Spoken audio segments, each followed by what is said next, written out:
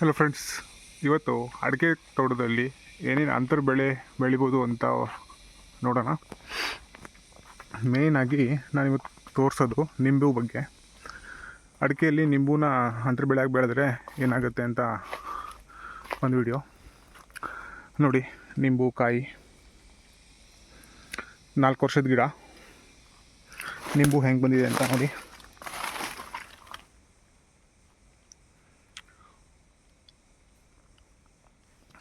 ಒಂದು 100 ಕಾಯಿ ಇದೆ ಈ ಗಿಡಕ್ಕೆ, ಎಲ್ಲ ಗ್ರೀನ್ ಕಲರು. ಇಲ್ಲಿ ಮತ್ತೊಂದು ಗಿಡ ತೋರಿಸ್ತೀನಿ ನೋಡಿ.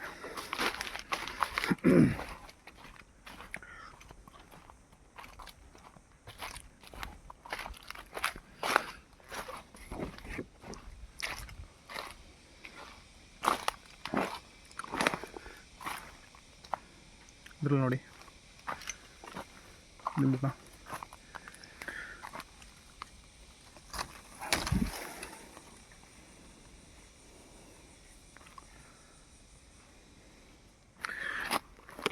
ಕೆಳಗಡೆನೂ ಬಿದ್ದಿದೆ.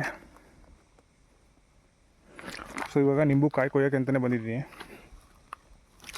ಸೊ ನನ್ನ ಪ್ರಕಾರ ಅಡಿಕೆಲಿ ಮಧ್ಯ ನಿಂಬು ಬೆಳೆ ಬೆಳೆದ್ರೆ ಒಳ್ಳೆ ಇನ್ಕಮ್ ಆಗುತ್ತೆ. ಗಿಡ ಸ್ವಲ್ಪ ಚೆನ್ನಾಗಾಗಲ್ಲ, ಬಟ್ ಯಾಕಂದರೆ ಜಾಸ್ತಿ ನೆರಳಿರೋದ್ರಿಂದ. ಬಟ್ ಕಾಯಿ ಚೆನ್ನಾಗೇ ಬಿಡುತ್ತೆ. ಒಂದು 4 ರಿಂದ 5 ವರ್ಷ ಬೇಕು ಫಸ್ಟ್ ಸ್ಟಾರ್ಟಿಂಗಲ್ಲಿ ಕಾಯಿ ಬಿಡೋಕ್ಕೆ. ಬಟ್ ಒಂದು ಸಲ ಬಿಡೋಕ್ಕೆ ಸ್ಟಾರ್ಟ್ ಆದಮೇಲೆ ವರ್ಷವೂ ತುಂಬ ಚೆನ್ನಾಗಿ ಬಿಡುತ್ತೆ. ಯಾಕಂದರೆ ನಿಂಬು ಕೂಡ ಜಾಸ್ತಿ ನೀರು ಬೇಕಾಗಿರೋದ್ರಿಂದ, ಅಡಿಕೆ ತೋಟದ ಮಧ್ಯ ಸ್ವಲ್ಪ ತಂಪು ಜಾಸ್ತಿ ಇರೋದ್ರಿಂದ ಕಾಯಿಗಳು ಚೆನ್ನಾಗಿ ಬಿಡುತ್ತೆ.